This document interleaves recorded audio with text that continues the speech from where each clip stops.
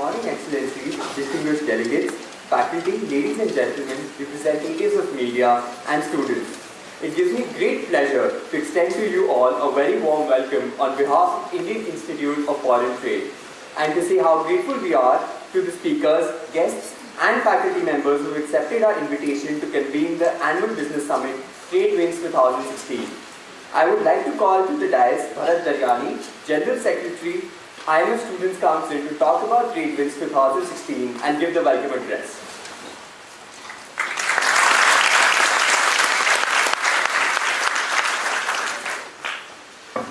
A very good morning to all of you. We are honored to have with us today the esteemed chief guest, Mr. Mohit Malhotra, CEO, Jabber International, the guest of honor, Mr. Gautam Sinha, CEO, Times Internet, our esteemed director, Dr. Surajit Mitra, the chairperson, Graduate Studies, Dr. Sunita Raju, corporate and placement advisor, Dr. Harkirat sir, program directors, our illustrious faculty, and the students of IIFT on this inaugural day of Trade Wins 2016. We extend a very warm welcome to all of you. Established in 1963 by Pandit Jawaharlal Nehru, directly under the Ministry of Commerce, IIFT is one of the country's most prestigious B schools. It was established as an autonomous institution by the Government of India in 1963 to act as a catalyst for new ideas, concepts and skills, professionalizing the country's foreign trade and international business. In the last 53 years of its existence, it has evolved from being a knowledge center to becoming one of the premier B schools in the country and given rise to front-ranking executives and business leaders. With robust infrastructure, strong faculty, and dedication to excellence, IIFT has emerged as a national institute for pedagogy and advocacy. Trade Wins is IIFT's marquee business summit and one of the oldest across India that aims at covering all facets of international business and providing a platform for IIFT and its students to interact with the eminent leaders from the industry and various esteemed international organizations. Trade Wins has followed an unbeaten path and has continued its tradition of hosting excellence and innovation on its hallowed campus. It is an event that aims to serve as a platform for leadership across domains to share their business acumen and valuable opinions on select themes with the future leaders of the country. The summit brings together prominent business leaders and managers to inspire the confident young minds of the country and share with them their experiences and valuable learning. Trade Wins this year will be a 3-day event that will bring together leaders from different multifarious organizations. The event will commence after the inaugural ceremony with the marketing summit. The following we will witness the HR summit followed by the finance summit, and the concluding and the final day will see the leadership and the operations summit. With this, we take forward the legacy of IIFT and embark on an exciting journey of 3 days filled with fast-paced discussions, insightful talks, and corporate interactions. We now request the dignitary priests to come on stage and light the ceremonial lamp.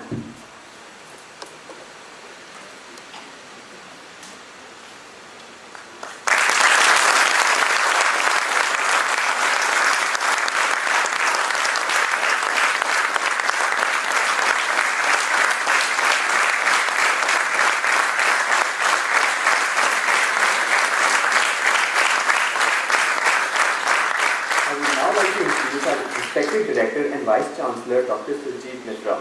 Dr. Mitra did his early education from Odisha. He was a topper of Utkal University and JNU where he postgraduated in political studies. Later, in 1983, he completed his PhD in political economy from the University of Cambridge. He was a fellow of Queen Elizabeth House, Oxford. Dr. Mitra is an IS officer of 1977 batch and was assigned Assam and Meghalaya Joint Cadre. He has extensive experience both in the fields of administration as well as the level of senior management, having worked in various ministries including Ministry of Rural Development, Defence, Home, Commerce, Petroleum and Natural Gases, Heavy Industries and Public Enterprises, and Ministry of Minority Affairs. Dr. Mitra has led the Indian side for ASEAN for Trade, the liberalization of gold import policy, authored India's Automotive Mission Plan 2006 to 2016, which was unveiled by the Prime Minister, and was chairman of the working group constituted by the Planning Commission. We are honoured to have you here, sir, and I would request the organizing committee to present Dr. Mitra with the bouquet.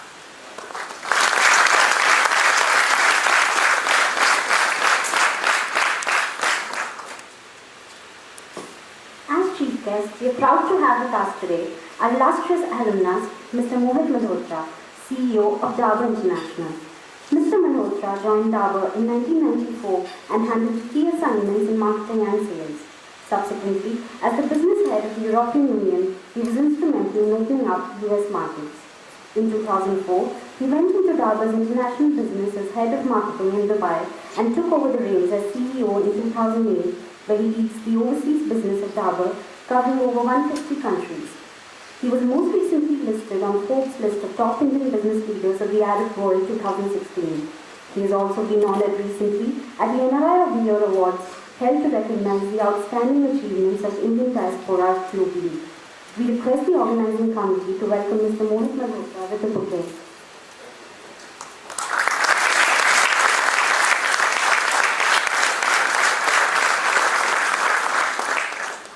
As guest of honor, we have with us Mr. Gautam Sinha, CEO Times Internet, a technologist and business leader who has more than 28 years of global experience in technology companies and brings his capabilities in execution to his role as CEO.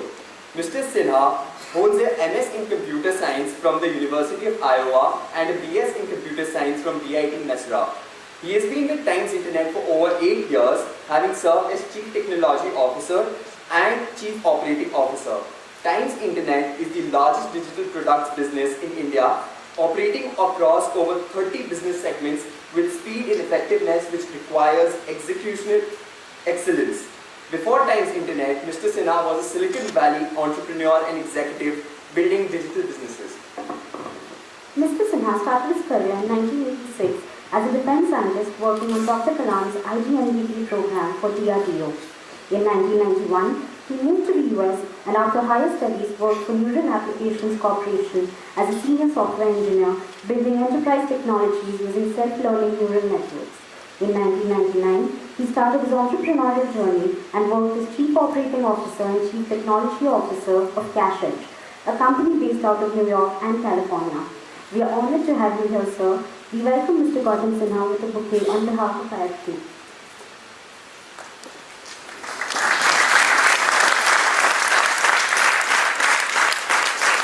I would now like to invite our chief guest, Mr. Mohit Malhotra, to give us a preview for his inaugural address.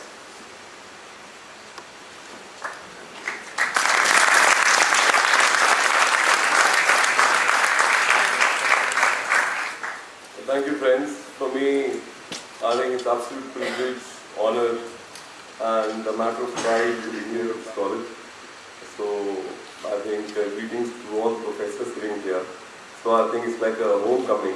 When I got the invite from you guys, I had one mind of actually coming, accepting the invitation and wanting to stay at your hostel to live the life of a student once again. I still feel like a kid and very young inside, I must confess with you all. It's been a great journey overall, I think. So I'll not take too much time talking about what I did. I think that will cover in my extensive session which I have. So I think it's a fantastic opportunity for you guys to learn and interact with the industry leaders here. It's a fantastic business forum and summit wherein you guys can interact. And whatever you guys have not learned in your business school, I think this is what this forum is going to supplement and complement your existing learning that you are getting in this college. You know, you got these nice cushy chairs where you guys are sitting. You learn a lot of academic lessons here. Me as one had learned a lot of lessons, got into the corporate world, but had to unlearn these lessons. You'll be surprised by unlearn these lessons. So when I talk in detail, I'll actually, dwell and talk about it. You have to unlearn a lot of lessons that you learn in these cushy lecture theaters like IIFT has. When you go into the corporate world, there is a school. There is a big school there when you go and enter first 2, 3, 4 years. That school is a school of hard knocks. It is not a cushy school, it is a school of hard knocks. You have to unlearn these lessons and learn the lessons, the same management principles, but with a different dimension altogether.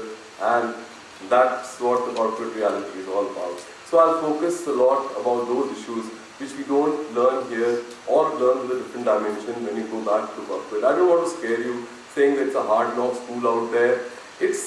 But it's a roller coaster ride. If you guys are in for excitement, you guys are agile, wanting to take a lot of risk, then I think corporate life is absolutely wonderful for you guys.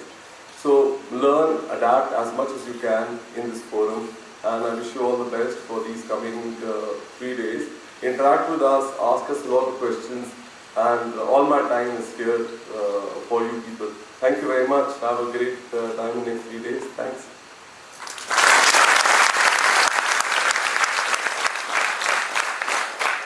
Yeah, afterthought. That's why I'm here, not leaving you guys. How many guys tell me, you'll interact with me or you'll not interact with me? You'll interact, no? So how many guys will do in corporate life what you ought to do? I'll repeat the question. How many guys will do what you're supposed to be doing? How many people do what your professors like you to do? How many people will do what your bosses tell you to do? Raise hands. All how many?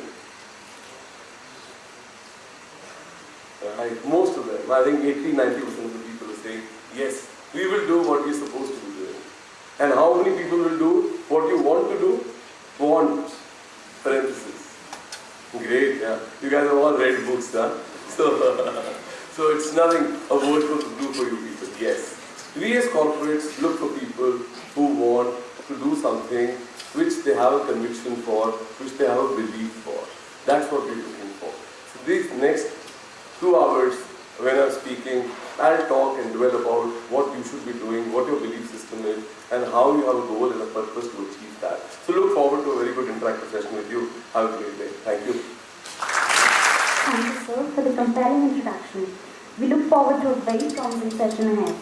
I would now like to invite Mr. Gautam Sinha to share his prelude to the forthcoming discussion.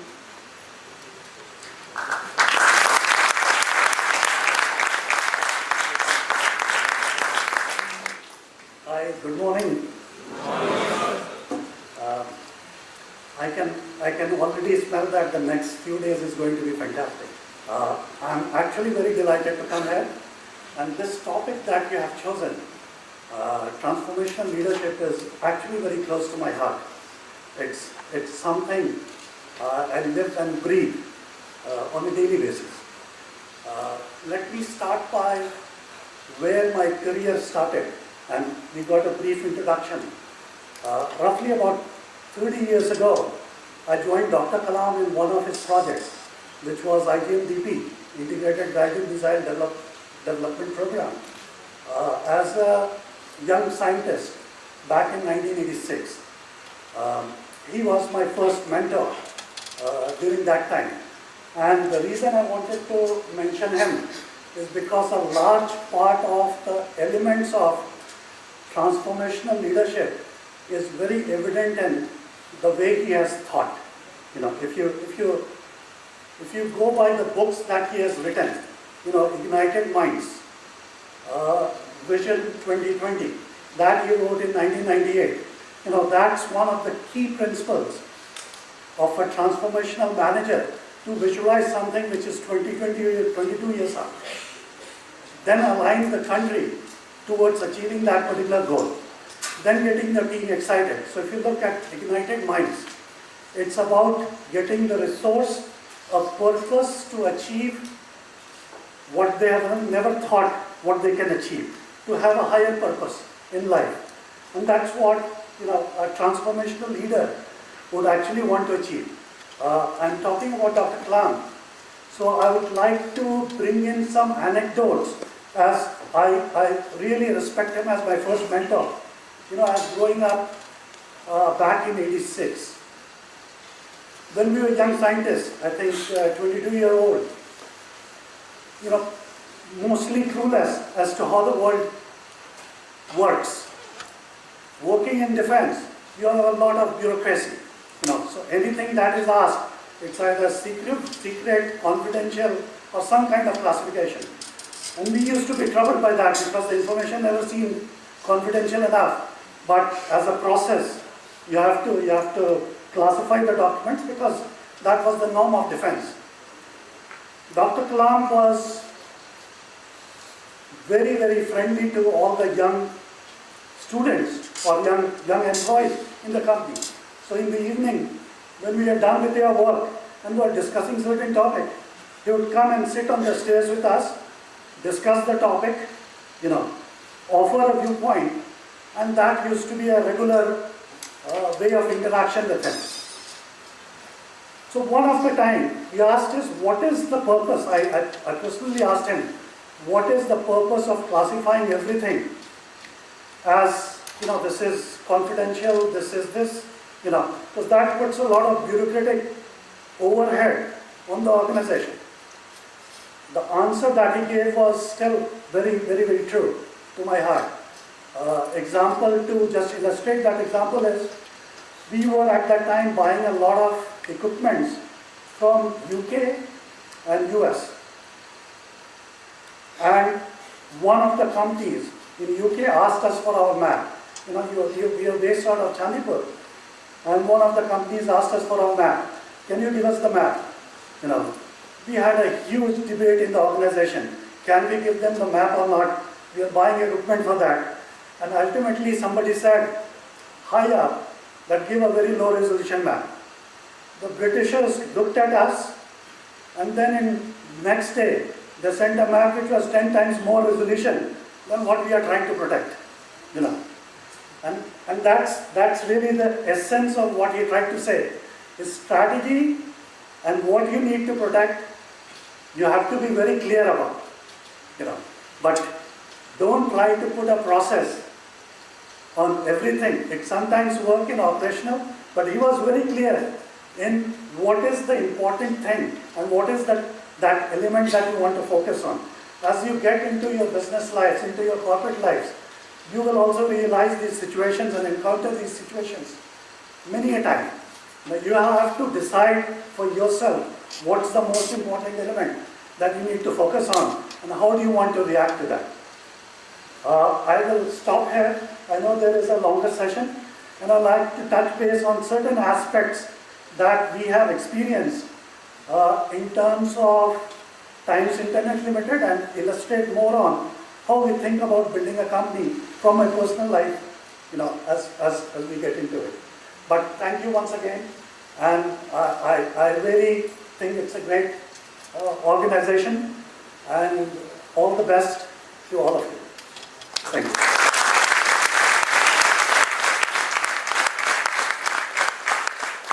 I would like to thank Mr. Gautam Sinha for his valuable prologue to his inaugural address.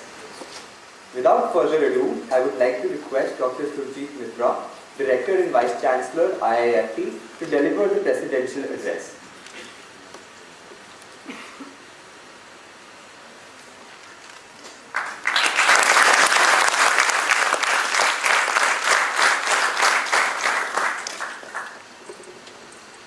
The chief guest, Mr. Mohit Malhotra, the guest of honor, Mr. Gautam Sinha, Chairperson, GST, members of faculty present here, the IIF President and student representatives of IIFT and students. It's really a great pleasure for me to be here on the inaugural function of trade winds. First of all, I must thank both our guests who have really taken the endeavor to come here. Of course, Mr. Malhotra is the old hand here, and he knows the institution, and I think he was alumni of the year 2 years ago, is that correct? Yeah, that's right. Yeah, we that. So he knows it. But Mr. Sinha tells me that it is his first visit, and I'm sure that the students and the faculty will help you to understand this institution, which has been functioning for the last 53 years. And it has been functioning at 3 different levels. One is as an academic institution, and then as a research hub, and more importantly these days, as a think tank institution. Well, that's a very brief introduction to IIFT, but I'm very glad that this year the flagship annual business summit, TradeWinds, has chosen a very, I must say, innovative capsule to discuss. And I congratulate the students for doing that, because we always thought that trade is a great sort of, instrument for both economic as well as societal changes. And this is becoming increasingly more important. And we call it trade wind because we think that the wind which will be set up by trade will bring transformation and change in the society and economy. So therefore I am very happy that they have chosen particularly two important words. One is not the leadership alone, but the transformational leadership.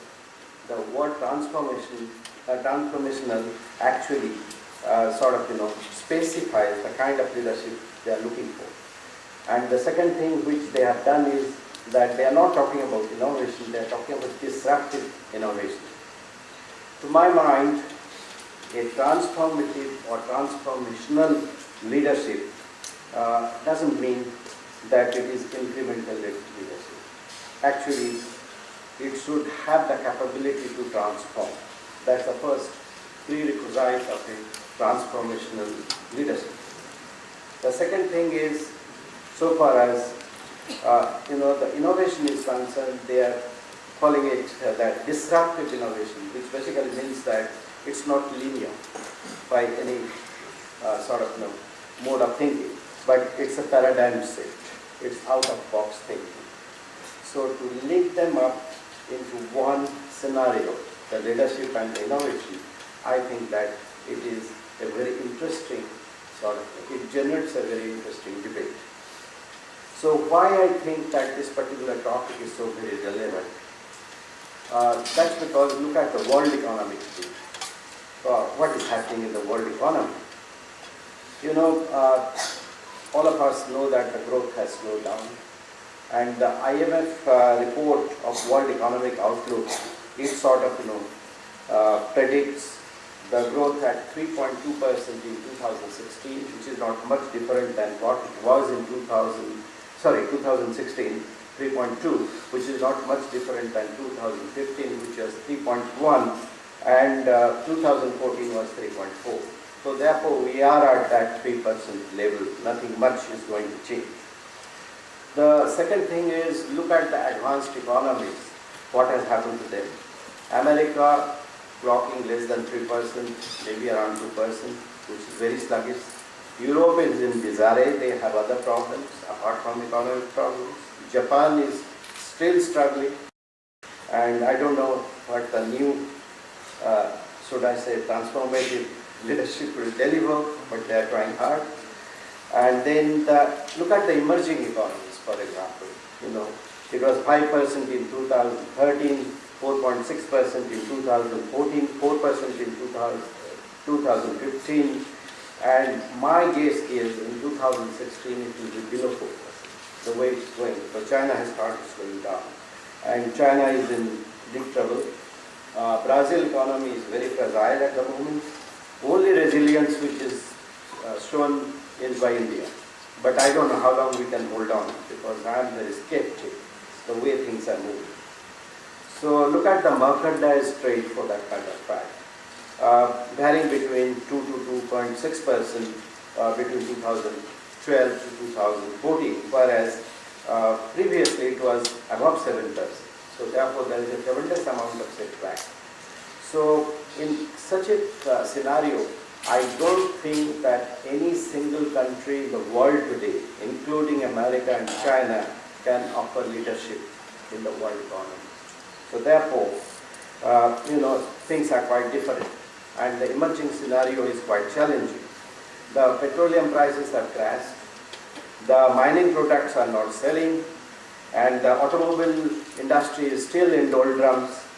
IT industry is very slow, and the only sector which is moving with a moderate growth is service sector, but how long can it pull on unless the manufacturing and the merchandise trade really improve, for that matter of fact.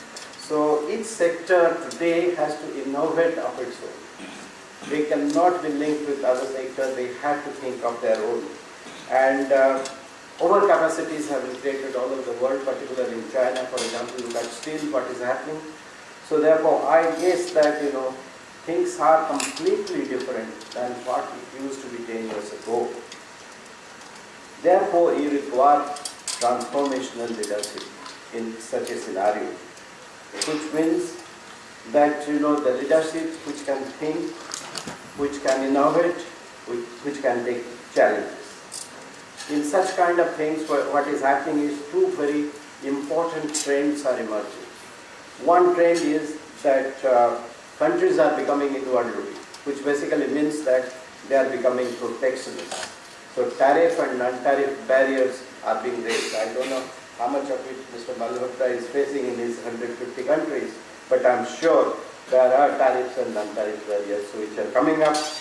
There are new regionalism which are coming up. Trade groups are emerging. For example, TPP. It is one of the mega groups which controls 40% of the world trade. And if you look at the content of it, they are just laying down the rules of the game to which the emerging economies should follow, etc., etc. So therefore, this is a completely different scenario, and to some extent for the emerging economies, it's a hostile scenario. The second thing which I think my analysis is that the more the trade actually helps the world economy, the conflicts will rise. And it has already started in the Middle East. You have ISIS, now the South China Sea, and you see in Crimea, the West and the Russians are looking at eyeball to eyeball, that kind of confrontation. So it will happen. It will happen because if the regular manufacturing and trade doesn't develop, then the war economy has to substitute it. And if the war economy is going to substitute, that means more conflict, more tension, and that is what I envisage in the coming 5 to 10 years at least. That is what my reading. I'm not quoting anyone, but I think that the conflict situations will be acute from time to time. May it be regional, may it be global, whatever it is. So, under these circumstances, the companies have to survive. As I said, that each sector has to innovate for its own. So, you people are having a great challenge at hand. And I think that, in the sense that the leadership should be such that it can steer the company out of this kind of muddle. And how it happens? Just by saying so, it doesn't happen. It requires a tremendous amount of courage. It requires a tremendous amount of self-confidence to sort of, really think something out of the box, something which is innovative and something which is different. And it also requires the talent to link technology with production. And not only that, you have to look for, meaning your innovation will be confined only to marketing, but you must look that your productivity increases, you have access to the market, and you rediscover new markets. So therefore, it requires to radicalize the entire system. And if you want to do that, then you have to have a vision. And unless there is a vision, probably you cannot transform anything for that matter of fact. Even your career, you cannot transform unless and until you have a vision what you want to do. So therefore, a transformative leader requires vision. He should have courage, and he should have the courage of conviction to address the challenges that are thrown at him. So, ability to think strategically is the most important thing. And not only that ability to think strategically, but the capability to sort of transform strategy into action. That is another thing, element which is required. So I think that these are the elements which sort of go into making a good leader, a transformative leader who can encourage his colleagues and peers to work with them for change.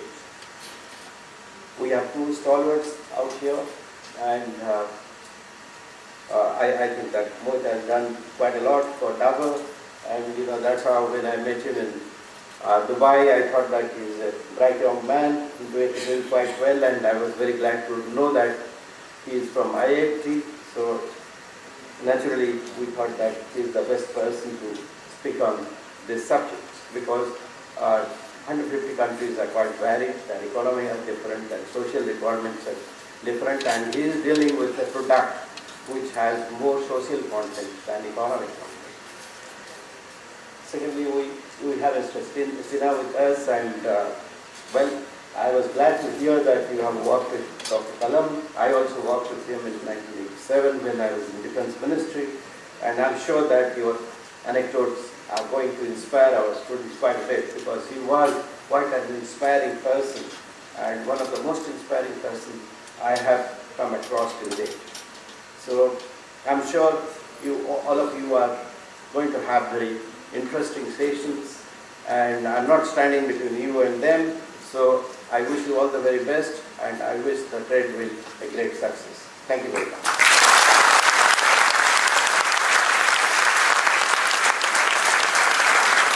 Respected Director Sir, our most valued invited guests, and ladies and gentlemen, it is my privilege to have been asked to propose a vote of thanks on this occasion.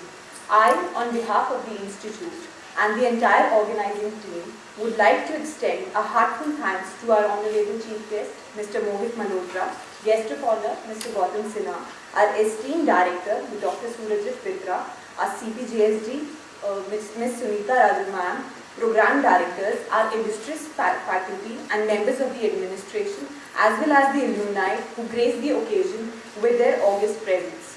We are greatly encouraged by your presence and eagerly look forward to the addresses, which I am sure will be immensely inspiring and informative. I also wish to express my sincere thanks to IMF, the placement committee members, the organizing team, the senior and junior club coordinators for their enthusiastic contribution. Last but not the least, the students of IIFT for their wholehearted support and participation. Thank you all.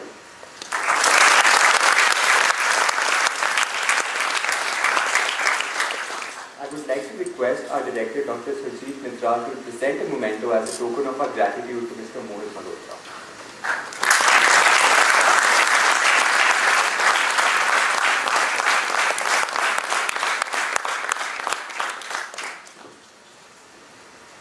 I would now like to request our Director, Dr. Surajit Mitra, to present Mr. Gautam Sinha with a memento as a token of our appreciation for gracing us with his presence.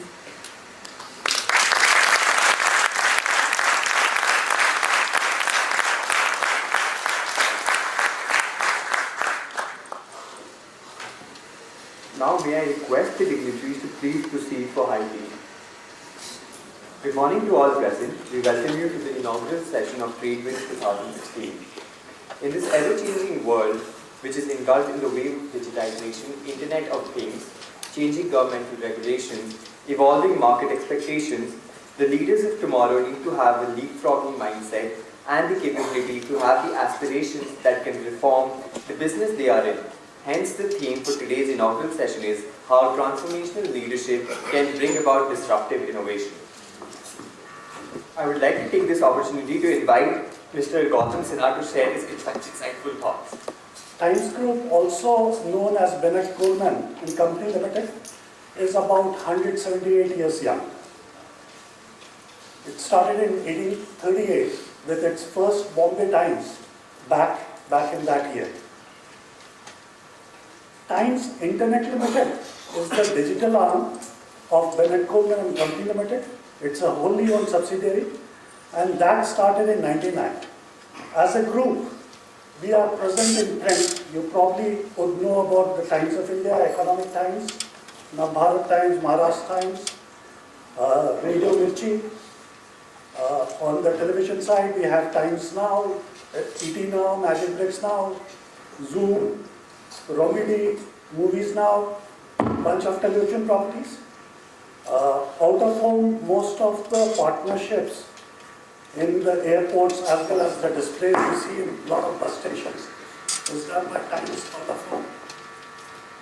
We do run a lot of magazines, 18 to be precise, and hold specific events like Film Times India, Times of India Film Awards, Young Entrepreneur Award, and so on, with the various properties that we have.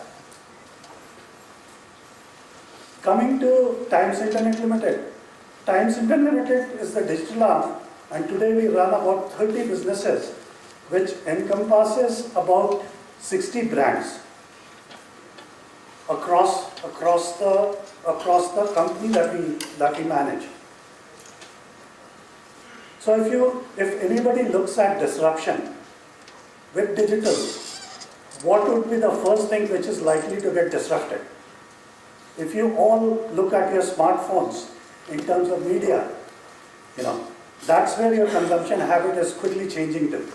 While you may want to start your day with the newspaper and watch bits and pieces on the television, but during the day, you will consume most of the information and entertainment over your smartphones and your desktops. So back in 1999, when Times Group was planning to start Times Internet Limited, the thought in their mind is, before someone else disrupts them, they should be the one disrupting themselves. And that was, I think, way into the future, but they said that this is going to happen. How do we as a company disrupt ourselves and make sure we are ready when the transformation happens from print or television to digital? Right? So just trying to define now what Times Internet Limited is. We have properties in news, business news, which is Economic Times, entertainment, which is Ghana, Box TV, Crickbuzz on cricket, classified sites, which is Magic Bricks, and I understand Sudhir has been here a couple of weeks ago, and Mithane, who runs the corporate initiative for us. On the classified side, we have Times Jobs, and we are entering into a lot of transaction properties and a chat commerce property. So if you look at how digital has started to define us, we started on a road about 6-7 years ago where we said that we will be good in media, but how do we expand our portfolio into a full stack digital product company? Today, 5 years hence, we have a significant chunk of engagement over the 60 properties that we have. We today on a monthly basis touch about 171 million users, which is slightly larger than Facebook India. In terms of the number of users that we touch as a property, as a company. Facebook is at 151 million today. But that's not where the end game is. If you look at the DNA, we started as a news or a media company, but now we are going into classified and we are going into transactions. And the definition that we are talking about is we are a full stack digital products company.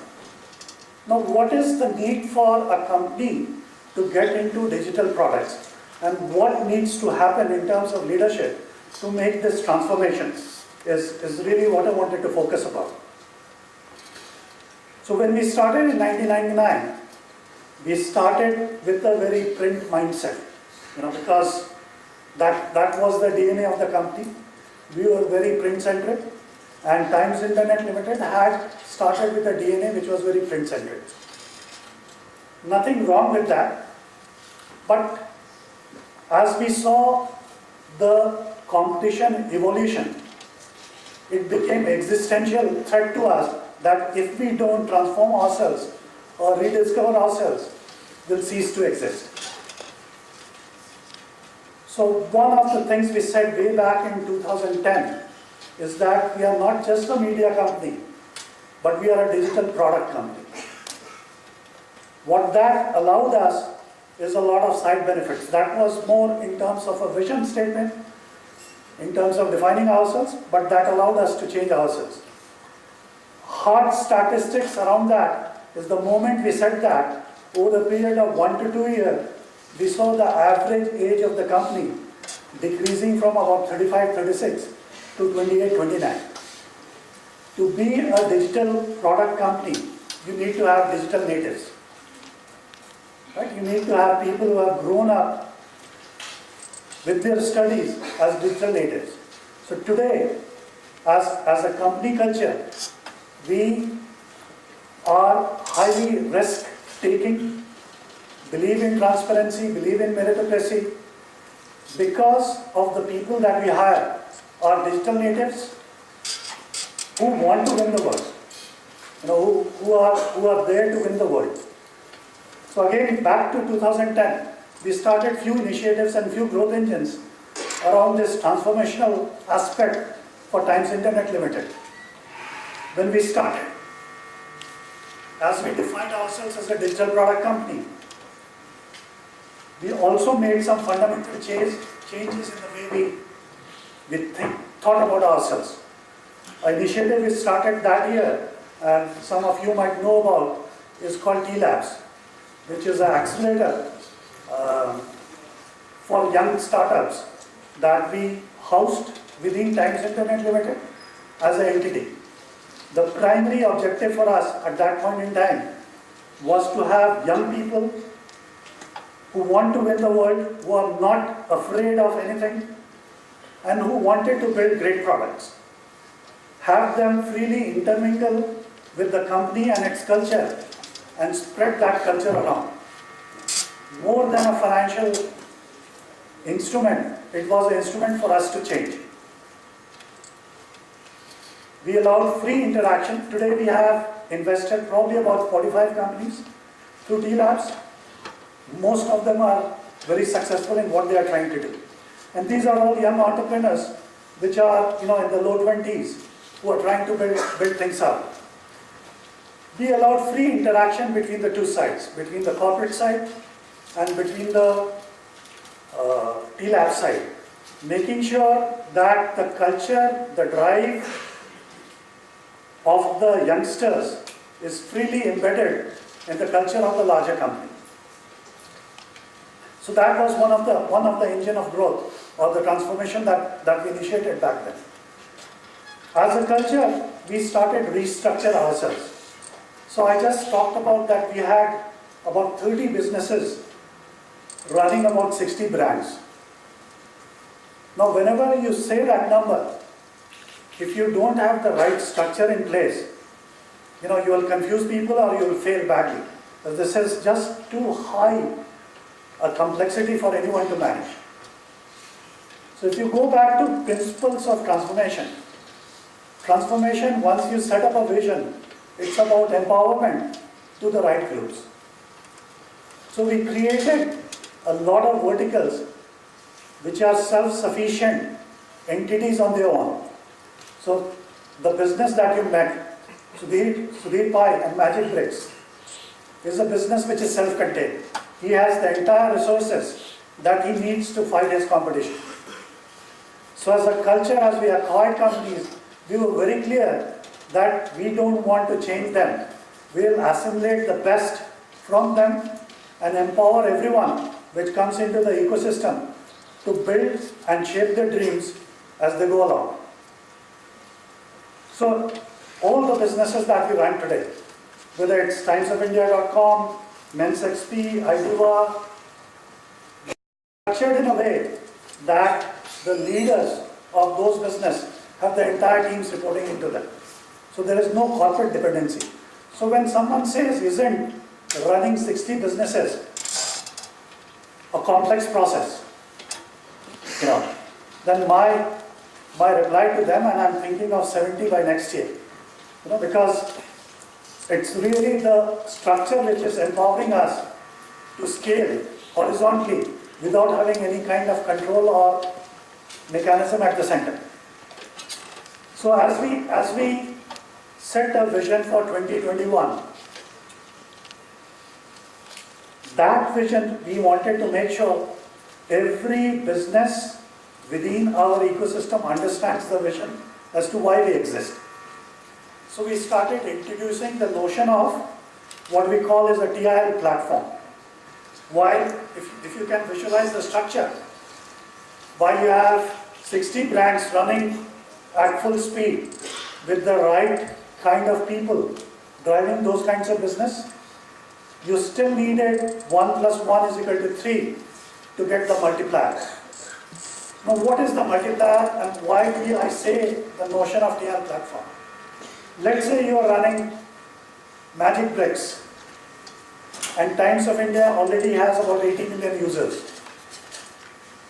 In business, as you would understand, especially in digital business, you'll hear a term which is very common, which is customer acquisition cost. Right? So if I already have 171 million users, and if I acquire a company tomorrow or start a business tomorrow which has 500,000 users, I can, with the help of TR platform, convert that business into 20 million users, monthly users in a very deterministic way. That's a value which very few companies can provide.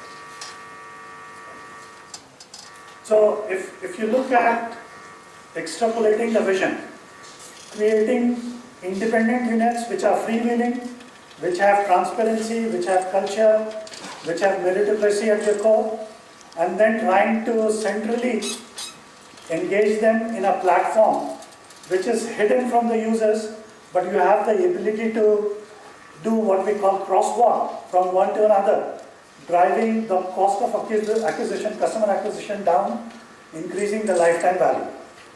So if you get these two variables in control, you have a very profitable business that you can execute. So as we move, I'm hoping that some of these will be making sense to you. While each business in itself is fighting for the number one position and probably has achieved the number one position, it's important for us to grow because in future we don't see India as the competition. Unlike China, we don't have a protected regime. So the competition for us is global at all points in time, especially if you are in digital. If you are not preparing yourself for that, you will cease to exist. And that's our belief. Today we feel that we have achieved some goals and we think that we'll be able to compete the global competitors in each of the businesses that we have, also in terms of the reach as we move forward. So just to illustrate and delve into that point a little more, the competition of Facebook in India is Facebook. Facebook Global is the Facebook of India. We don't have a player there. Google US is the Google of India. It's unlike China where there is Baidu. Right? So we don't have that protectionist regime which will protect us. So until and unless we step up to the challenge, disrupt ourselves, will not be able to compete with the global forces that will be trying to disrupt us in any form of media consumption that we do. Most of the news that you consume today would be either through Google News or through Facebook or Instagram or Snapchat or something. So if you look at the broad metrics around you, in India, while you're operating in India, you still have to have a global DNA to be able to compete with the best in the world.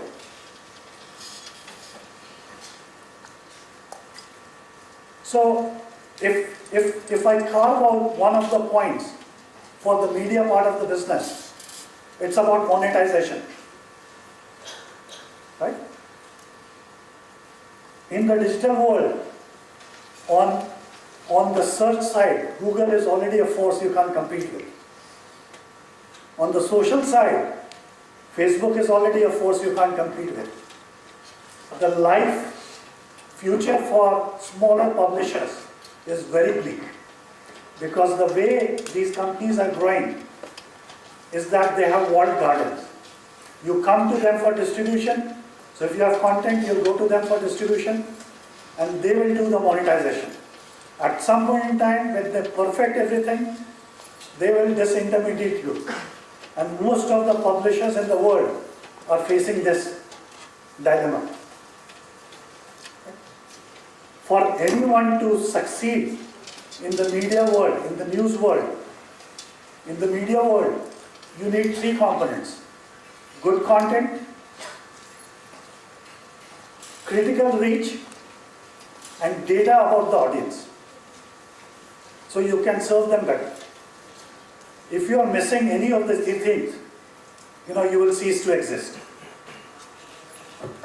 It is as competitive. If you look beyond 5 years, it's as competitive as that. Today a lot of the smaller publishers in the global economy have been completely disrupted. Globally, the newspaper is out of circulation. It's only the very few which is left. India is the only country which is able to sustain it.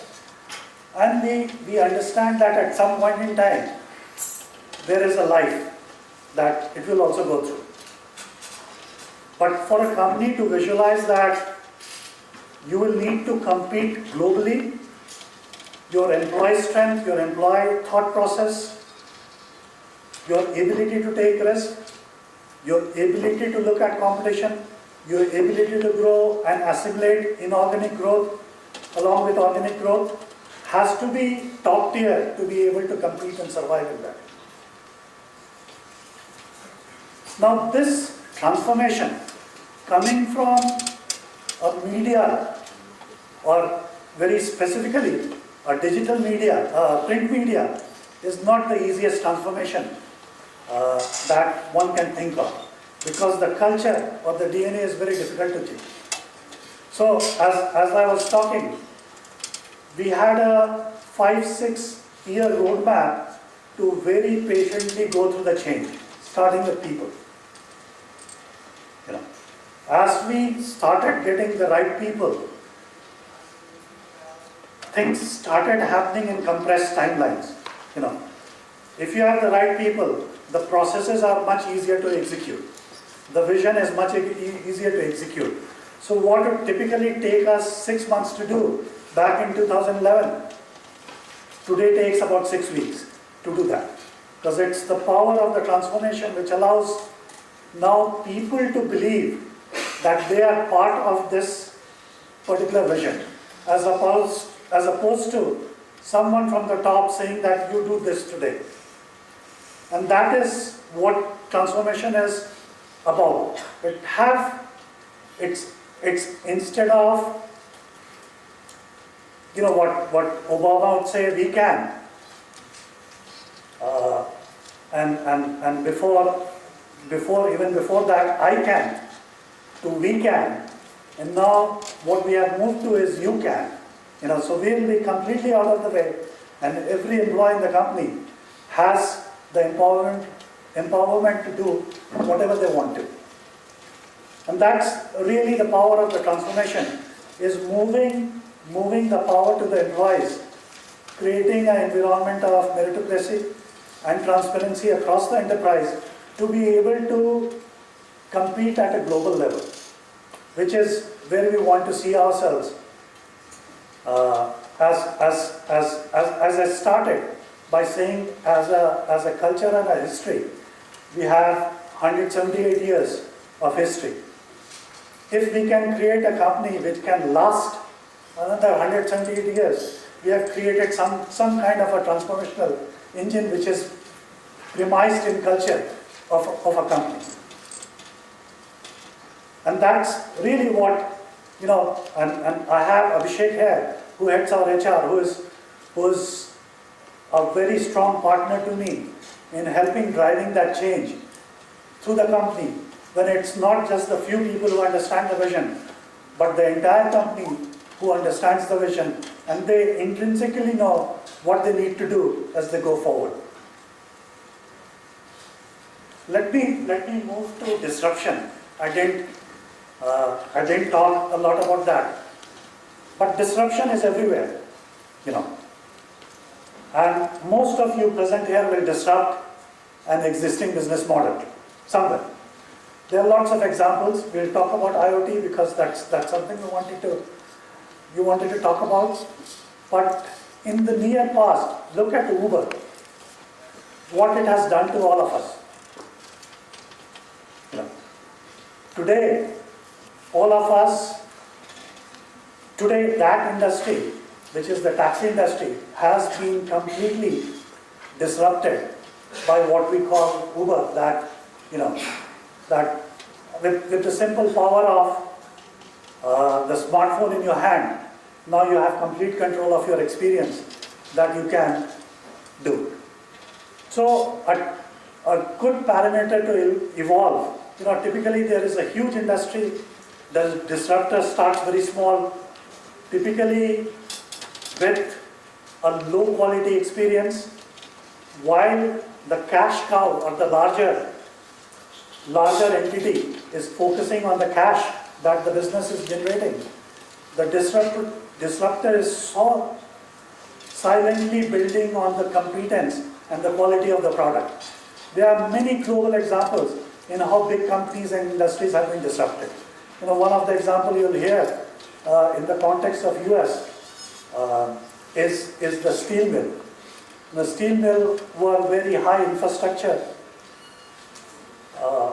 and expensive manufacturing elements in the US when the concept of mini steel mills came. The folks running the larger steel mills thought that, hey, this is low quality, I don't need to worry about it. But what happened in the next 5-10 years, that the smaller mills which were not capital perfected the product, and they could, with a very low capital, generate the same kind of steel which the larger. Today the larger steel companies cease to exist, and it's all the mini mills which is running. If you look at the camera, not too long ago everybody had a reel that you would want to buy, 24, 36, and you go to the market, buy the reel. Very silently, those companies, the Kodaks of the world, are completely disrupted. And an unintentional innovation like your smartphone became the camera that you carry nowadays. And there are plenty of examples of disruption that happens in the world. They are enablers to disruption. Cloud is an enabler to disruption. IoT as a technology is an enabler to disruption. Internet itself is an enabler to disruption. Globalization is an enabler to disruption. I can truly say you guys are living in a great time with so much enablers that you can disrupt things a lot easier if you have the right idea than someone who was growing up 30 years ago, because of these enablers. Because the capital required is less, it's the power of the idea which takes you forward and can put you in a global state much faster than anyone can imagine. Coming to IoT, it's a name I took time to understand. The Internet of Things, the things part was very confusing to me. All that meant to me is someone couldn't define what it means. So they can't give a proper noun to it. We use a common noun and said Internet of Things. But try to understand the power of it. Every device can talk to everyone else and apply it to, whether it's a turbine inside an aircraft, to how to monitor your heart, to how to monitor your swimming pool and making sure the pH levels are right all the time. You'll see various examples of how IoT is traversing domains in terms of the disruption it can bring to those typical industries. So just talking a swimming pool, if you have to maintain a swimming pool, you will typically have a crew which comes once or twice a week, make sure the pH levels are good, do all kind of chemical changes. But with IoT, now you throw a piece of equipment in the swimming pool and it tells your mobile phone what the readings of all the chemical are. You go and pour something which comes as a packet to you based on that reading into your swimming pool, and voila, the entire industry is disrupted. So now the power of managing that has moved to the IoT and the cloud to be able to control how you do your very basic things. How good you are with your diabetic. Another example of what a nanotechnology and IoT can do. How well do you control your diabetes? Is a great example in human life, because if you want to control in a continuous manner or a discrete manner, which is what we do today, and with nanotechnology you get continuous reading as to what is going up, any kind of disease. I just taking an example of diabetic patient, but any kind of disease, any kind of surgery now can have great visualization and control in terms of medical advancements that one can bring to it. You can think of IoT in the social domain. For example, automobile, you are already aware of, all the automotives which are self-driving. They are capturing real-time information, great artificial intelligence, ability to react to real-time obstructions, and and continue to improvise on that. So if you fast forward yourself 10 to 15 years from now, a lot of the things we do as a daily life, you'll have readings on your smartphone as to how to act, behave, react, and solve those particular problems. Right? So as you enter the workforce, after your graduation from here, it's a tremendous opportunity for you to disrupt whatever fields you are in. Disruptions are typically contrarian, views to how something has been done and why it should not be done the same way, because you can do it better. With that note, I'll end my discussion here with a lot of happy disruptions and transformation leadership to you as we get into the workforce. Thank you once again.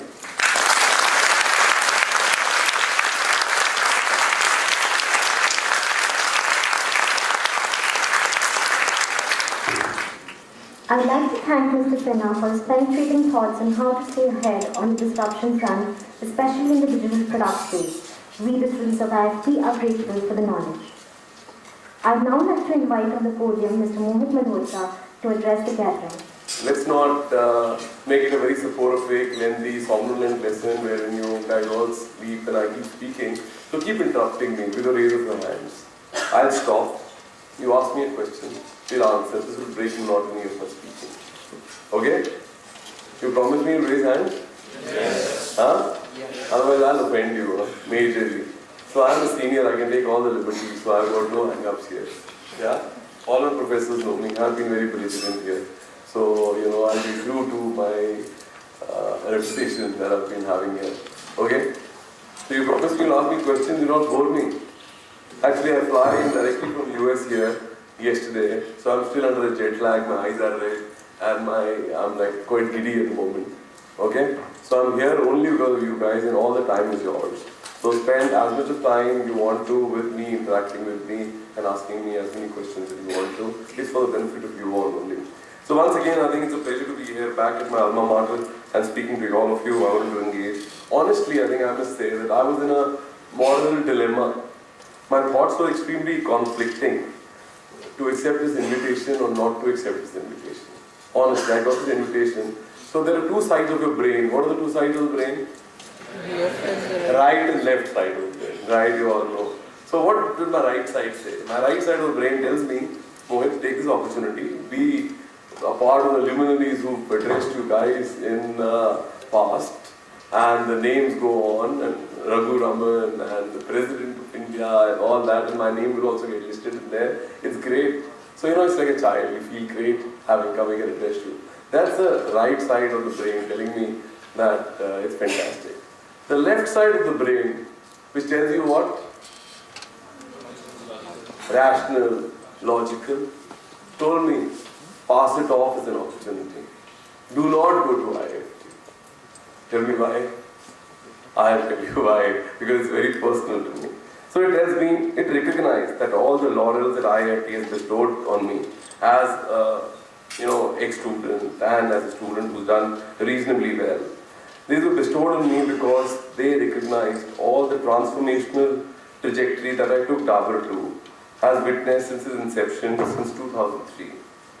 I joined Dabur way back in 1994, 2003 I moved international.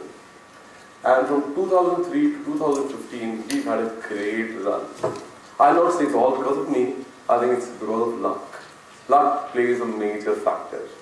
Things happen in time, you have to be at the right time, in the right place, and the right person, with the right grades, and everything works together synergistically, and this thing will work out for you. Yeah, looking back, like Job says, you can connect the dots and say it is because of me, in spite of me, but I think luck has to play a part in all this. One can't do everything on one's own. So a couple of milestones that Dabur achieved. We were a 20 crore company, we are now a 2,600 crore company. We were a profit of bleeding business, never had any EBITDA margin, negative. Now we are at 20% EBITDA. You all know what EBITDA is? Yes. Yes. So we are 20% EBITDA, one of the better EBITDAs in the industry, in FMCG industry could have. We got a man strength right from 20 people odd when I joined in 2003, now 2,500 people. Operated in 5 countries, now we operate in 150 countries, as Dr. Mitra said. We were only a trading entity. Now, we take a lot of pride in IIFT saying trading entity. In FMCG, the parlance changes. So I'll talk a lot of dynamics that are studied in school, which have changed. The names of those things have changed and they've got a different meaning altogether. So therefore, you guys read the book what they don't teach you at Harvard Business School. So I'll say what they don't teach you at IIFT and at the business schools. I'll put in there. I've got this. So I've got a long speech for you guys. Long speech. I'll spend a good 35-40 minutes talking to you people. So, yeah. So a trading company which was more a push company. When I say trading company, where the orders, you service the orders and you trade between one country to the other, it's called trade. There is no consumer in it. It's a B2B business. We, as an organization, is a B2C business. So when there is a C, there is a consumer franchise. There is a sentiment, there is an emotion, there is a lot of that qualitative factors at play. So we had to convert this company into a very trading-driven business to a consumer-driven business. Consumer is what you think and what you want to buy. And that's the acid test to any business. So it became a great consumer-oriented organization. Outsourced one manufacturing company we had which is producing all the goods. Now we've got 10 manufacturing units across the world. But 2016, this was a run, victory run till 2015, which is last year. Dr. Mitra told you what 2016 is all about. He painted a very glum picture. He painted a picture that is doom, gloom everywhere. What you guys are at the wrong time, the wrong place. You know, it's not as bad, believe you me. While I resonate with what he said, I think he's truly a visionary as a director for you who can see the project and who can see the history and make projections in the future. That's also connecting dots from past to future. Great, I think you should learn from him. So 2016 painted a very different picture. What was the picture? It was a glorious picture on the legacy of the victory track record that I had, or it was negative. It was obviously negative. Economic downturns everywhere, economic growth of broadly 4 to 5% in every country, falling oil prices, political upheavals, military coups in Egypt, in Turkey, so on and so forth, fiscal collapses, currency collapse to an extent of 20-30% in global currency. We operate in 150 countries. Believe you me, 80% of the countries, with the exception of India also currency has collapsed. I went in 2004 when 1 dirham used to be 12 rupees. How much is the dirham now? 17 rupees. My salary is gone. So that's a silver lining to the cloud. That my salary went up. But you know how Indian management is. To the currency depreciation, they correct my salary increment. So that's what they do. So there are no free lunches in the world, you know. No free lunch. Only IIFT gives you a free lunch here. Corporates don't. So you know, it was a very different picture. The paradigms of the global tilt that we read in the B schools were completely redefined. We said the developing world, which was the yester world, will shift to the emerging market world. But what does the 2016 tell you? Developed remains the developed. US still on upswing, upturn. Developed remains. Emerging markets, which used to be the dream for tomorrow. That's how we built the business in past 10 years. Has become a nightmare to deal with. Nightmare, believe you me. It is. This cast a shadow on so far stellar performance of Dabur, because Dabur was no exception to any company to this political upheaval. The double-digit track record that I had of around 20% plus growth has come down to around 4 to 5% growth rate in last 2 quarters. This was the source of my dilemma to coming to IIFT, and the rationale my left brain projected to me. Don't go, your stellar performance has come down. What? The laurels on which you're standing here, there are no more laurels. Will you be able to sustain this 20% growth rate coming in the future? I don't know myself. Because it is all extraneous factors, not intrinsic factors of an organization which is responsible for success. So big gloom doom at this time in the world. India still remains an exception to all that, but I don't look after India. So, finally I have to decide trade-off between a right brain and a left brain. The right brain is dictated by your heart, and heart wins over the mind always. You've all got girlfriends and boyfriends, so heart is the most powerful. You know how it is. So heart wins over the mind, and here I am in front of you talking to you guys today. So that's a dilemma. You have to make a trade-off every time.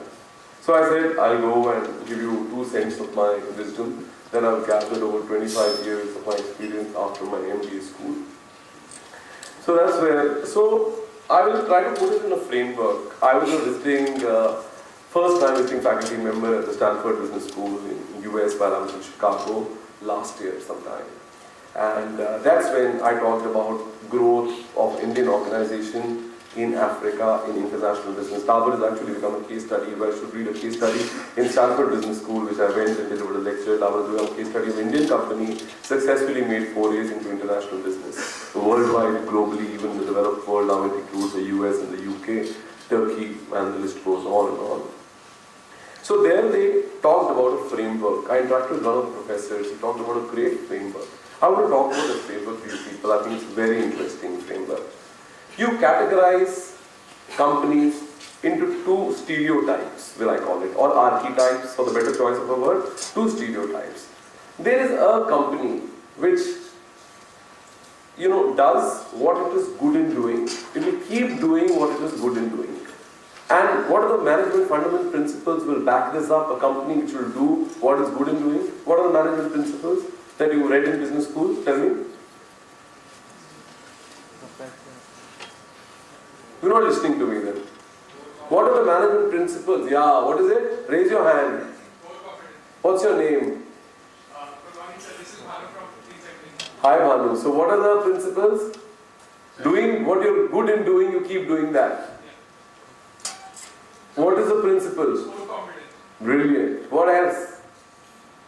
Brilliant is the answer.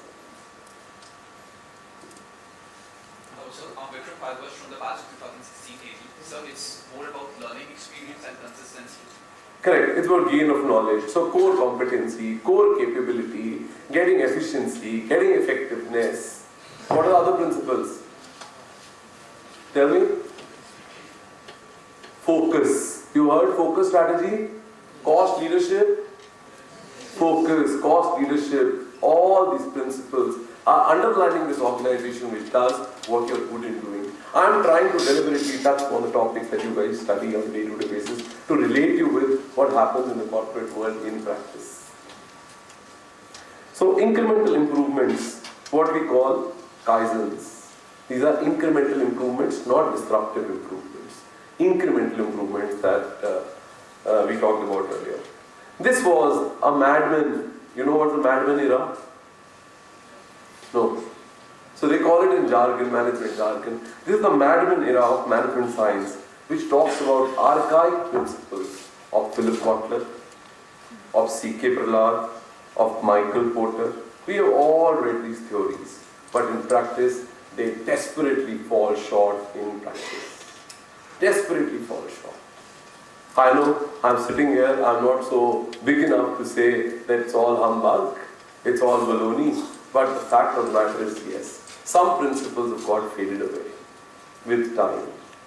And they are the big names and the big books that you guys. And the company had made a molecule for breast cancer.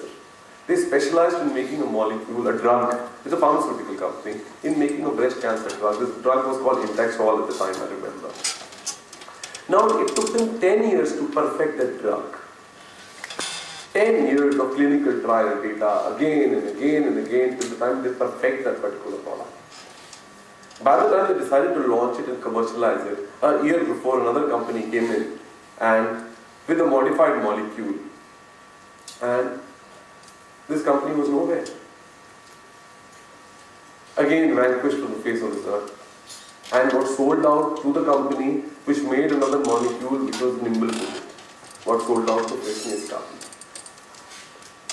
So this is a company which misses the forest for the trees. You understand the forest for the trees?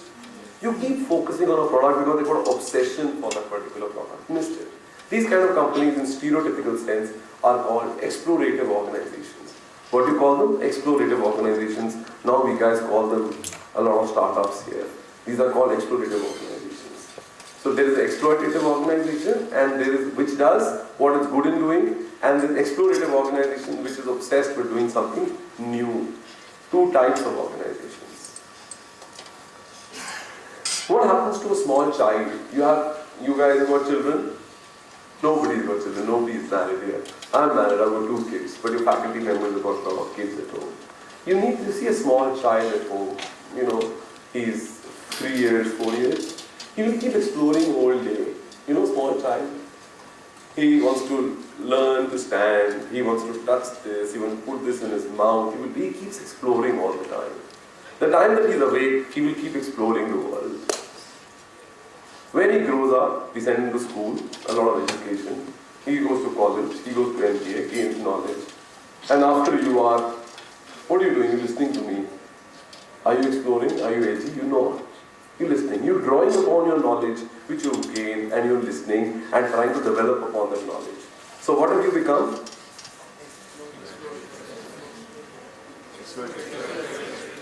I'm hard of hearing this. Exploitative. And what was the child? Exploration. So life cycle is like that. Every company starts as or corporation is like this. So you start exploring. Over a period of time, once you explore, you gain knowledge and then you become exploitative. So do either of the business models work? They work or no? Sorry? Not in isolation. Come again? I didn't see you. Not in isolation. Not in isolation, absolutely. So the success mantra lies in balancing the two things. Exploration and exploitation. Innovation and managing the company. Doing the things simultaneously. Such organizations are rightly, again Stanford calls them ambidextrous organizations. Today there is a need for success and neither there is a startup nor there is a big organization. You have to be ambidextrous, what we call them. Ambidextrous organizations. So there are a lot of examples. It's not very easy to do this balance. This balance is very, very difficult. Why is it difficult? Give me examples of difficulty of that balance. Which companies have not been able to do? Give me more examples. Retailing industry. Who is the biggest retailer in the world? Walmart. See, 2 answers. Who should have been the reinventor of retail in your mind logically? Amazon? Why? What was Walmart doing for past 20 years? Retailing all the time. They should have reinvented. Reinventing has a cost attached, my friend. It's very easy to say reinvent. You can't crush your business model that you have a brick and mortar stores and move to an online store. It's very easy to say, but it's very difficult to say. So who reinvented retail? Amazon reinvented, not Walmart reinvented. Who's reinvented space? SpaceX. And not NASA or Lockheed. Right. So Who's reinvented media? Who's the media baron?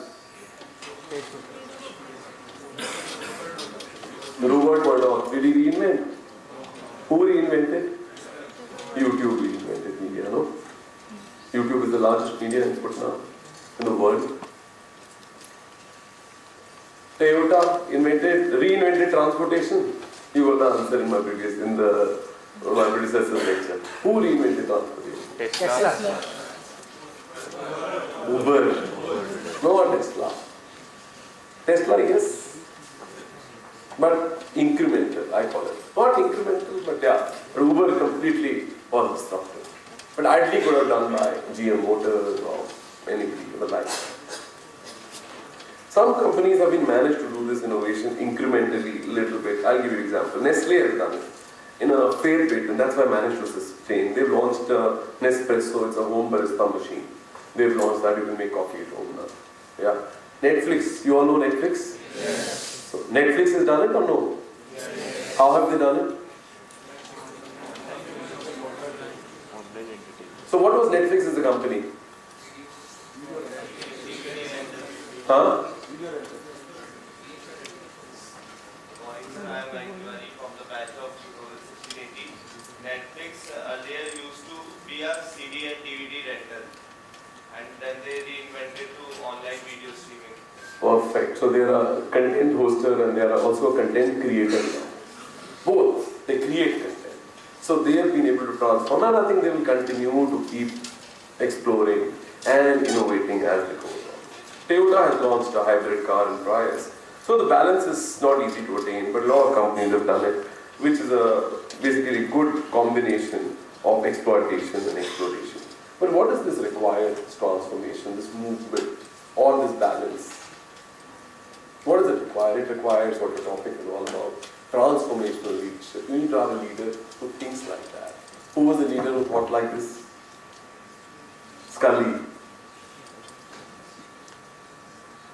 Or Steve Jobs. He thought. Scully didn't think like that. Because where did Scully come from? Pepsi. What type of organization is it? Exploitative. So I am teaching you a lesson today here. Huh? It's an academic lesson, not Gyan. So you should remember this. So it is an exploitative organization. And what did Steve Jobs do to that company? Made it explorative. Very good. So they did it. So what you teach, what you are taught here in the business schools, quantitative analysis, production planning, data interpretation, taught every day, sequencing, linear programming, transportation models. You see all this? Does that have any bearing to a success or failure of an organization? Does it have? It has. Little bearing. Little. I'll not say not at all, but it has a very little bearing on the organizational success. But sometimes these skill sets, when you learn too much, they become inversely proportional to the success of the company. When a leader will keep doing linear programming, transportation models and ask his subordinates all for IRR, NPV workings before, what will happen? We will lose speed of market. The leader has to act from the gut, from his experience and take a call and move on. Steve Jobs didn't look at the empirical analysis before he took the decision. So they can become inversely proportional to the success of this organization. CAD GMAT scores measure nowhere now. Success in the business is more about leadership, people, culture, motivation, interpersonal skills, vision, values. Over time, when I joined the organization, I thought brains are most important. You need to be first. Your scores have to be very high. Yeah? Yes. But I don't think brains are as important as the heart is. For a success in the organization, it is the qualitative factors which become, I know, it's a paradigm shift to what you actually learned and what you think. But actually, it is the qualitative factors, the softer skills which assume more importance for a success of an organization than the quantitative side. Always. We guys have all learned Maslow's need hierarchy at the base levels, food, shelter, security. In organizations also, this is important. The functional tools which are very important. At the base level are the tools of these quantitative skill sets that you learn, or production planning, data interpretation, business accounting, etc., etc. Then comes, because that's an entry level. When you join an organization, you join as a manager. As a manager, what do you do? As a manager, what do you do?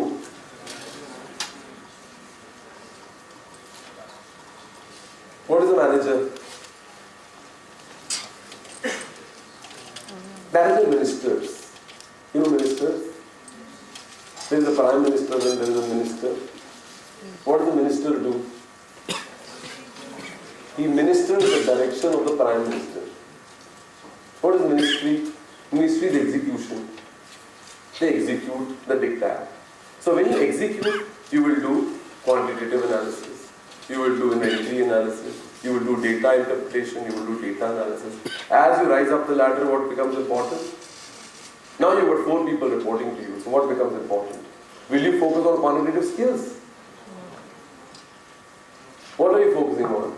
Productivity of a subordinate. So what becomes important is motivation. What becomes power becomes important. What becomes recognition becomes important. Those things become important. At the apex level sits what you call leadership. Leadership sits at the really top level. And that is what makes a difference from a good manager, a good leader, to a great leader. My journey of Dabur International has been a roller coaster. I keep using this word roller coaster because I love it. Me and my daughter go for roller coasters every holiday that we guys get. The Ferrari World in Dubai. How many people have been to Dubai? You've seen Ferrari World there? There's a huge roller coaster right now. It gives you a great adrenaline rush. So I'm addicted to adrenaline rush. I don't smoke, I don't drink, but I get a rush of adrenaline there. So I've been a risk taker all through. I think risk taking goes into my DNA today. And it was there at the time of IIFT also. I ventured out of my professional career, joined IIFT and then went back. I was lucky. So I love the highs and the lows of this. So once my journey in Dabur International, I was a risk taker right from the beginning.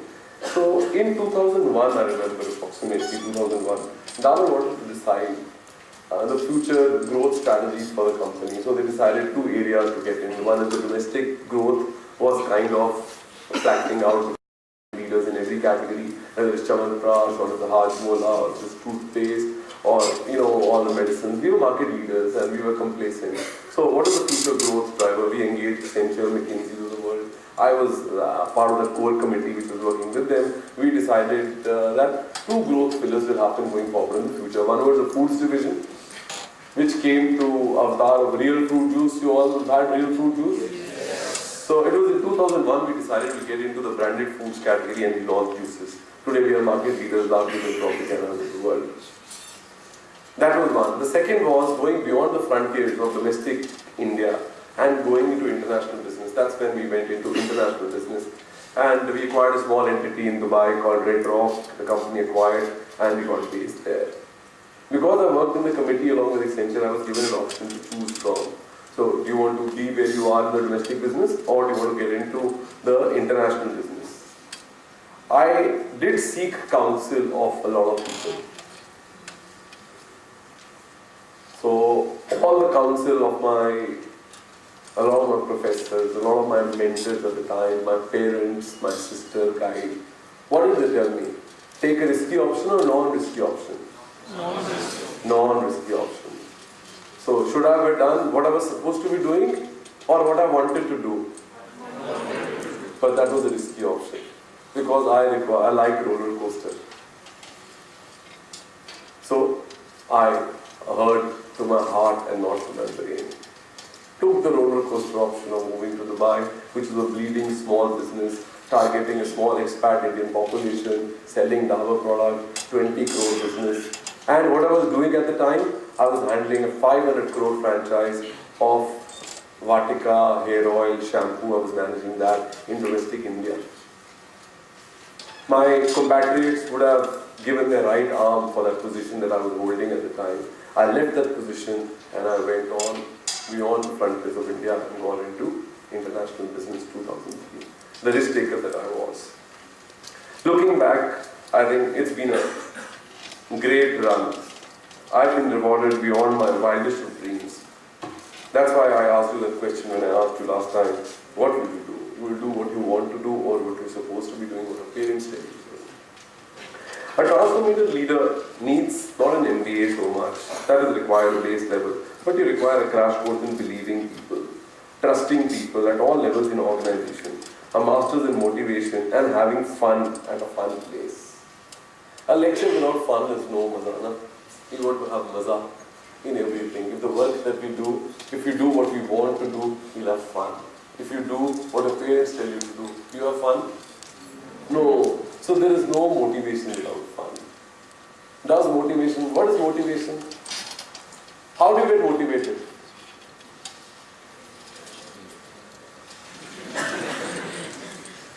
What motivates all of us?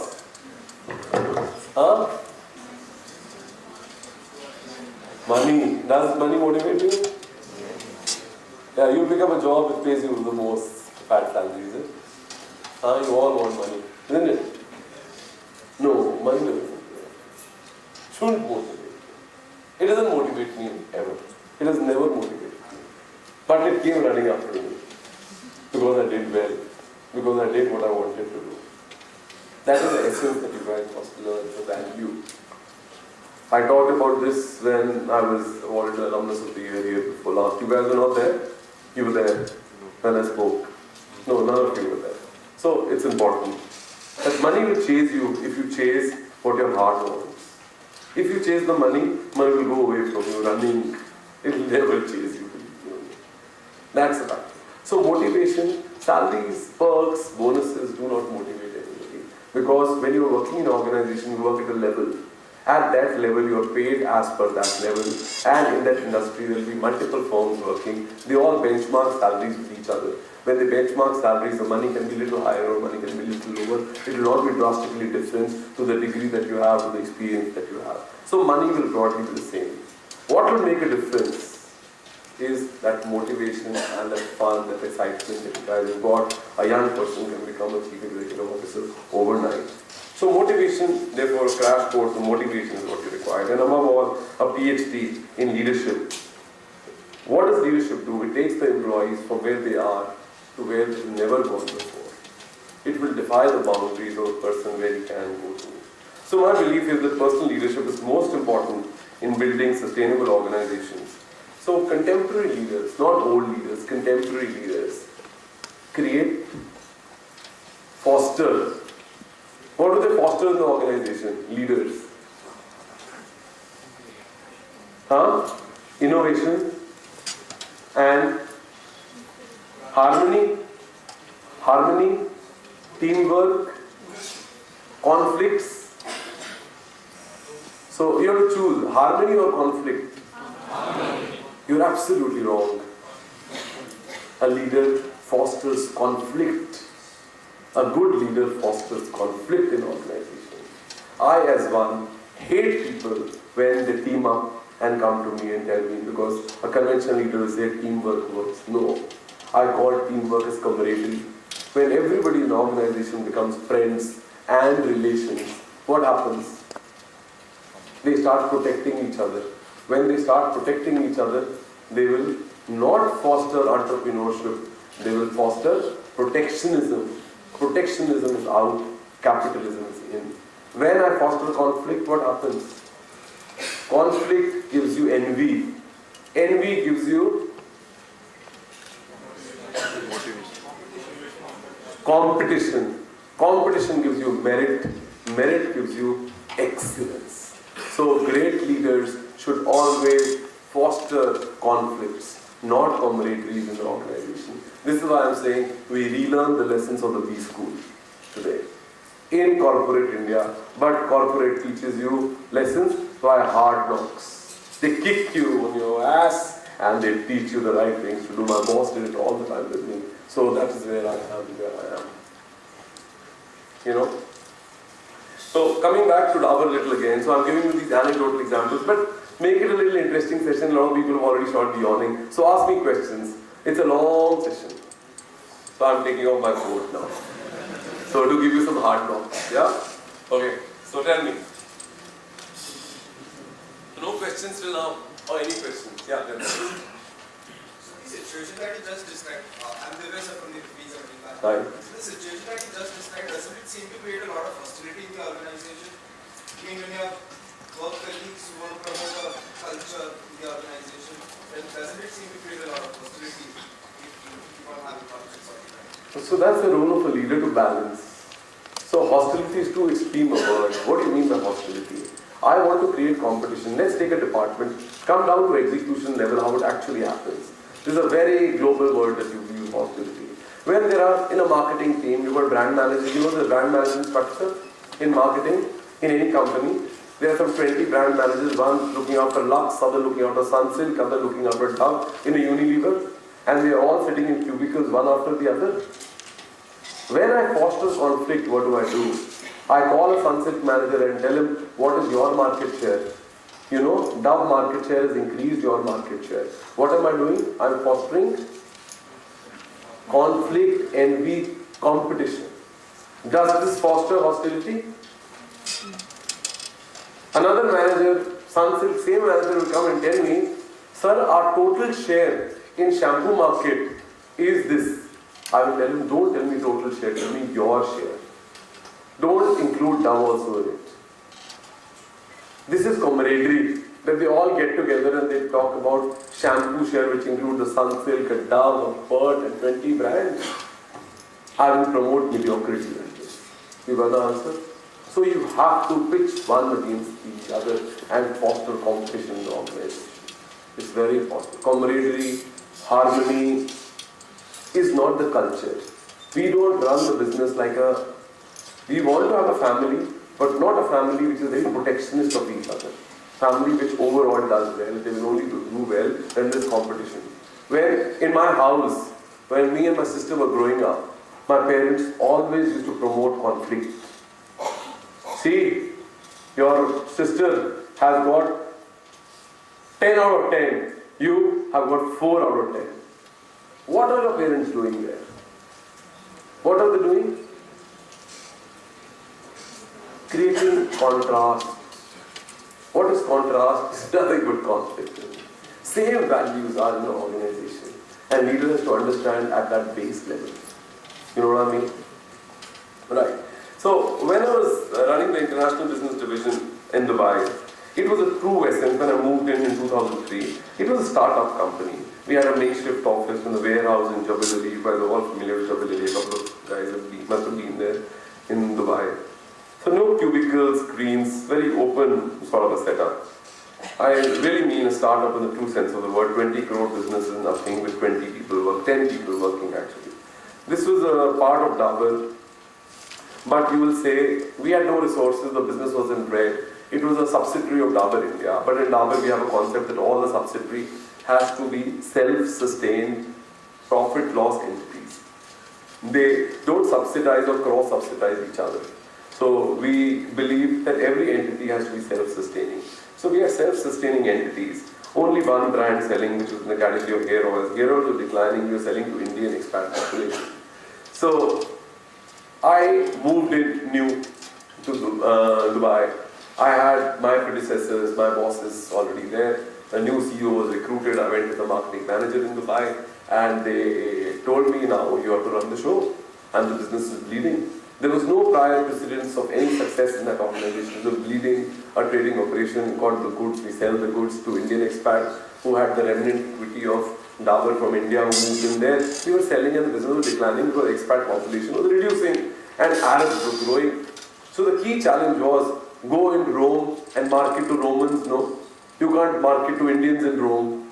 So that was there in the back of my mind. I have to market to Arabs, not to Indians.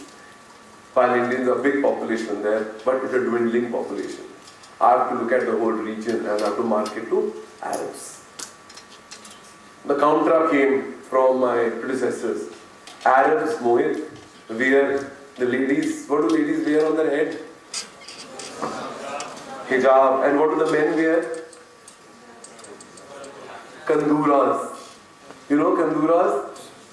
Black, right? Where is the question of they using a hair oil on their hair? Are you nuts? I said, no, in India, even the ladies have gungat, and still under the gungat, they've got hair oil in there. Men also use hair oil, which is called a Kyoka, and it's post-bath application oil. If that can do well in India, in every part of India, why it cannot do well? It was a very contrarian viewpoint. But a system, very strong. I wasn't sure of this belief system because first time we were doing something like that. But a very strong belief system. This belief system gave rise to an internal compass in oneself. That compass directs all the energy, conviction, perseverance, and passion, first of all, to drive you to your goal, which may seem impossible, but is not really impossible because you have the conviction to do it. We embarked on the path against a lot of resistance from the board of directors, and we launched a commercial. We took, because we wanted to cater to Indian population also there, and Arabs also there, so we started that we'll first communicate to Indians and then we'll adapt this campaign to the Arab world. So we select the Indian, get them some money and put this money among the Arab channel.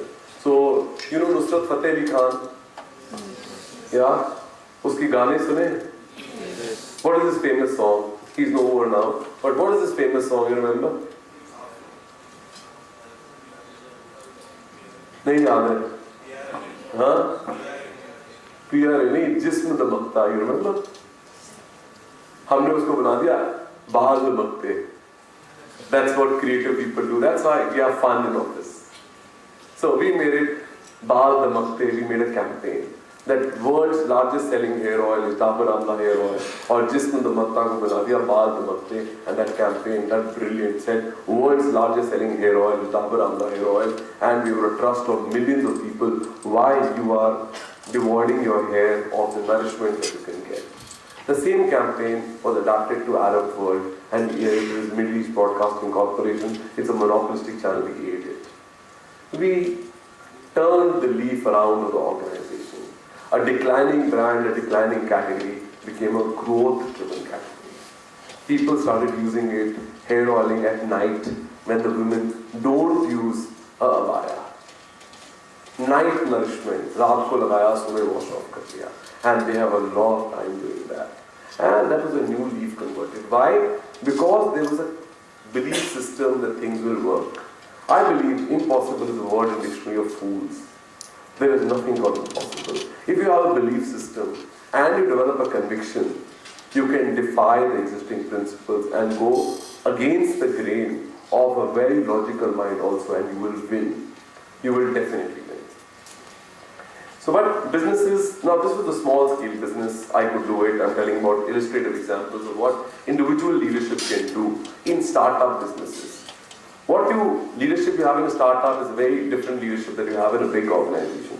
As we guys grew, we understood that business can't be managed alone. You need a team. A larger team. With larger team come the challenges which are very different to a startup company. So you have empowered the team. Point, directions, not fingers. I love this terminology. When somebody goes wrong, a leader has to give him a direction, not say that this is why this went wrong. If it went wrong, let it go wrong. Point a direction and how it can become better. Personal leadership also plays a very big role, and you have to personally lead the team. Never assume that higher up that you go in the organization, you are wiser and you can take better decisions. We have a secret in, so what do you guys feel? If you are an exploitative organization, the more knowledge that you gain, you think you are better adept in taking wiser decisions as compared to people who don't have that knowledge? Yeah? But this is a secret in Dabur. We feel, and I know that secret, I know that I don't know as much as the people out there know. And I live with this guilt. Why I don't know as much? Because I am coming and delivering lectures in IIFT, whereas my team is actually working with the customers and the consumers every day in, day out. The guys who work with the customer know best about the customer and the consumer. A guy who's distance and delivering lectures like this, what does he know about customers? Nothing. So therefore, what you have to believe in? Trust them. A degree in trusting, a degree in believing, a degree in making you affirm the fact that what you are doing is right. You will stumble no matter. But that is what is important as a leader to do. So empower, monopolized decision making cannot be done at that level by a transformative leader. We at Dabur International believe that every functional manager knows about the function much more. The CEO is only available for a consultation if that is also required. Our professors and academic tomes of Kotler and Drucker have always talked about the span of control principle. You all aware of span of control as team leaders? You're aware of this concept of span of control? Yes? So what is the optimal span of control? Raise your hand, yeah. And there are no new people talking. More hands I want to see. Otherwise I'll...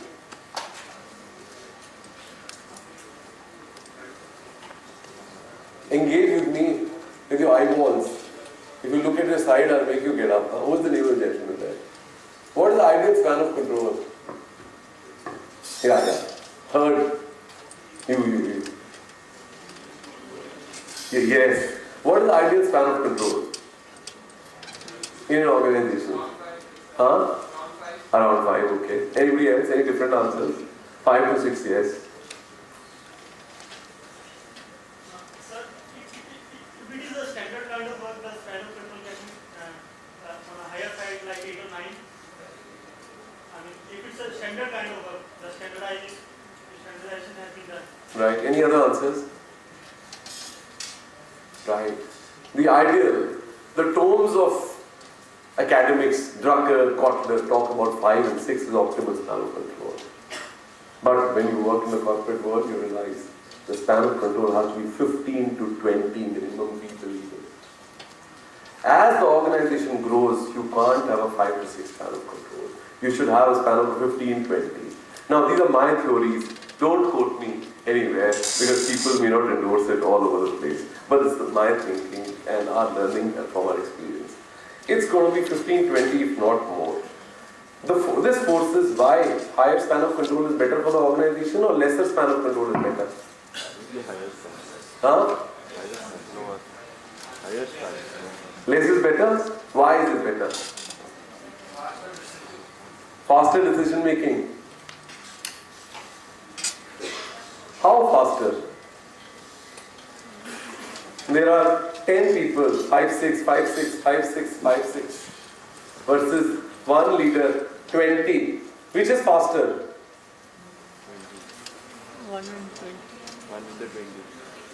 20 is faster. So decision making is faster when it's a flatter structure, less hierarchical, less bureaucratic, larger span of control, there are less layers in the organization and it facilitates faster dissemination of information, so therefore a larger span of control. 5 to 6 is a bunch of baloney, old school. It's 15, 16 in a decentralized organization. A centralized bureaucratic organization will have a shorter span of control. A more liberal, fast, larger organization will have a very large span of control. So therefore, less hierarchies, less levels, increasing transparency, speed of decision making, a faster contact with the customers. Local management gets a lot of satisfaction by running their own businesses. Dabur International has got a strength of about 2,500 people across 150 countries with 10 business units running their own P&Ls. Our business heads are almost like mini CEOs controlling a complete value chain of the organization. Leaders really rely on trust. But unfortunate part in organization is we select a leader, we put him in a position of responsibility. But leaders don't act as leaders. Leaders act as managers. What is the difference between a leader and a manager? Very simple, conceptual thinking. Managers are told to do what?